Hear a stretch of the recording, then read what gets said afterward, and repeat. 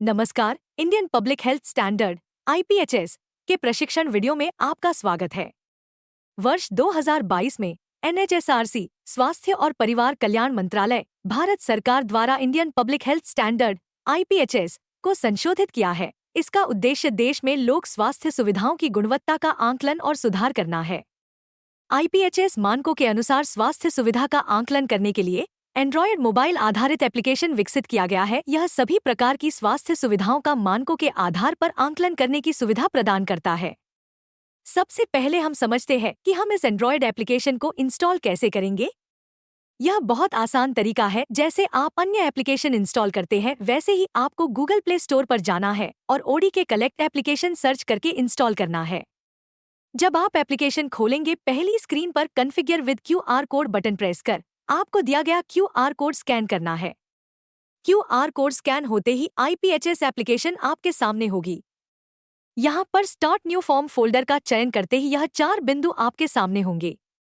पहले बिंदु का उपयोग कर आप अपने स्वास्थ्य केंद्र का मूल्यांकन करेंगे।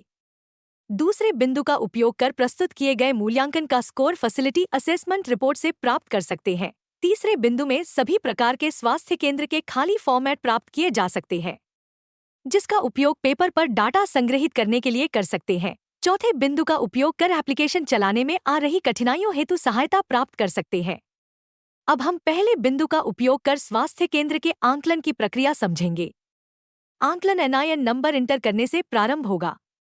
वही एनआईएन नंबर जिसका उपयोग आप एचएमआईएस पोर्टल पर करते हैं। सही नंबर का उपयोग करते ही आपके स्वास्थ्य केंद्र की जानकारी प्रदर्शित होगी।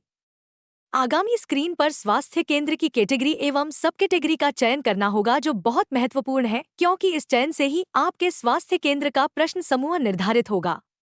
अब यदि हम एप्लीकेशन स्क्रीन के ऊपर प्रदर्शित बटन को समझें, जो प्रत्येक स्क्रीन पर उपस्थित रहते हैं।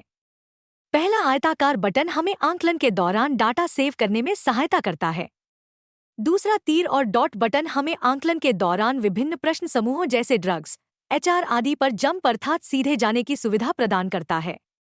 अब हम आंकलन पूर्ण करने के पश्चात अंतिम स्क्रीन पर है। यहाँ हम 2 बटन देख रहे हैं। पहला बटन सेव एज ड्राफ्ट एवं दूसरा सेंड।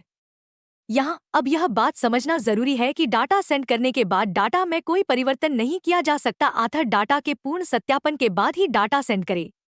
आईपीएचएस मानकों के अनुसार स्वास्थ्य सुविधा का आंकलन के बाद आप आपके स्वास्थ्य केंद्र की रिपोर्ट तत्काल प्राप्त कर सकते हैं। यह एक अद्भुत सुविधा है जो आपको आपकी स्वास्थ्य सुविधा की स्थिति की पूरी तस्वीर प्रदान करती है, जिसकी सहायता से आप अपनी स्वास्थ्य सुविधा के कमजोर पहलू को देखकर आईपीएचएस मानकों के अनुरूप सुधार कर सकेंगे। यह दूसरे बिंदु डाउनलोड फैसिलिटी असेसमेंट रिपोर्ट से प्राप्त की जा सकती है। बड़े अक्षरों में टोटल स्कोर दिया गया है, उसके पास ही 6 प्रमुख मानकों की प्रतिशत में उपलब्धि प्रदर्शित की गई है। यदि और गहराई से देखें तो सभी प्रमुख मानकों की विस्तृत स्थिति प्रदर्शित की गई है। अब यदि मेन मेनू में दिख रहे फोल्डर को समझे तो दूसरा फोल्डर ड्राफ्ट है, जहां सेव एज ड्राफ्ट का डाटा सेव होगा तथा परिवर्तन करने हेतु यही से फाइल खोलना होगी। तीसरा फोल्डर रेडी टू सेंड। यदि इंटरनेट नहीं है तो इस फोल्डर में डाटा रहेगा। इंटरनेट उपलब्ध होते ही सेंड हो जाएगा और चौथे फोल्डर सेंड में दिखाई देगा। तो साथियों, इस तरह आप आसानी से और सफलतापूर्वक अपने स्वास्थ्य केंद्र का आईपीएचएस मानकों के आधार पर आंकलन कर सकते हैं। धन्यवाद।